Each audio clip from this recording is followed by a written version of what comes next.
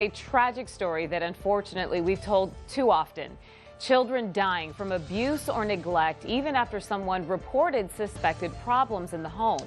The 12 News I-Team has analyzed hundreds of child fatality reports, finding that oftentimes victims of deadly abuse or neglect were known to the Department of Child Safety before the child died. Team 12's Bianca Bono joins us with our investigation into children in crisis.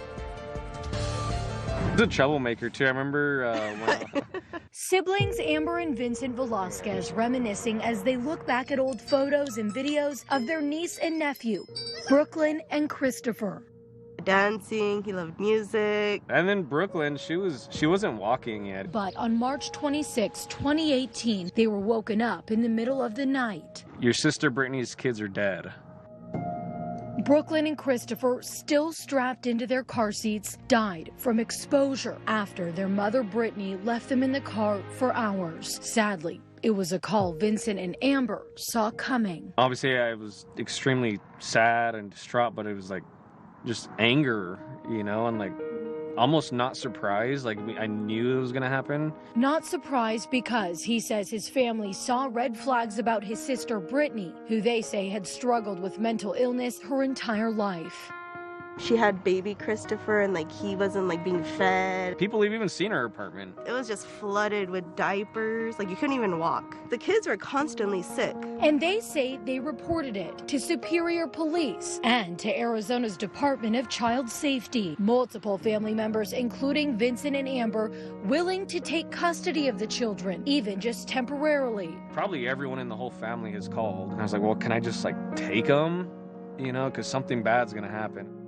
And just weeks before Christopher and Brooklyn's deaths, Vincent made what would be his final call to DCS. I just remember saying, you know, she's going to do something stupid and these kids are going to end up dead.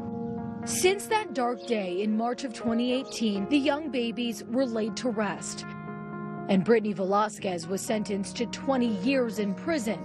DCS put out a statement shortly after the children's deaths. The statement says the department had 2 prior reports involving Brittany and her children. They say there were no signs of abuse or neglect. Amber and Vincent say DCS was called 5 to 10 times. The Department of Child Safety declined multiple requests from 12 News for an on-camera interview. Do you know how helpless it feels? Christopher and Brooklyn's deaths were preventable, and it's hard to believe they're just 2 of 165 children that DCS has confirmed died from abuse or neglect since 2015. 2/3 of those children 2 years old or younger. And like Christopher and Brooklyn, at least half of those kids were from families known to DCS. We can't bring these children back, but we can put measures in place to prevent these tragedies from going forward. Darcy Olson is the founder of Generation Justice, which works to protect children from abuse and neglect and examine the child protection system. The body count doesn't lie. And the numbers are heading in the wrong direction. According to Arizona's annual child fatality review, since 2010, more and more deaths of children caused by abuse or neglect are happening in families with prior Child Protective Services involvement. The most recent report, examining the year 2019, shows 2 out of every 3 children who died from maltreatment slipped through the cracks. When I was growing up,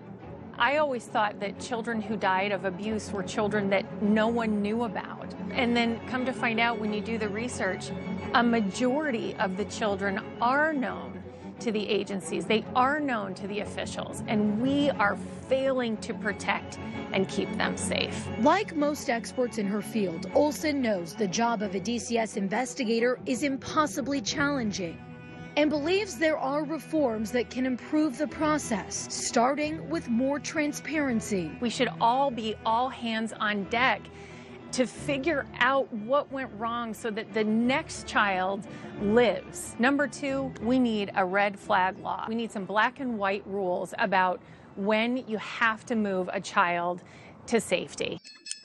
Today, Vincent and Amber remember their niece and nephew through photos and videos. Both of their lives cut tremendously short. Amber and Vincent know in their hearts they did everything they could to try and save Christopher and Brooklyn. To this day, they believe the system needs to change. I think it's kind of our duty to at least try something, you know, because if it saves one kid's life, you know, then it's worth it.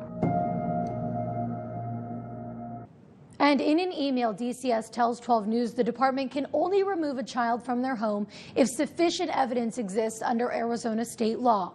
You can read their full statement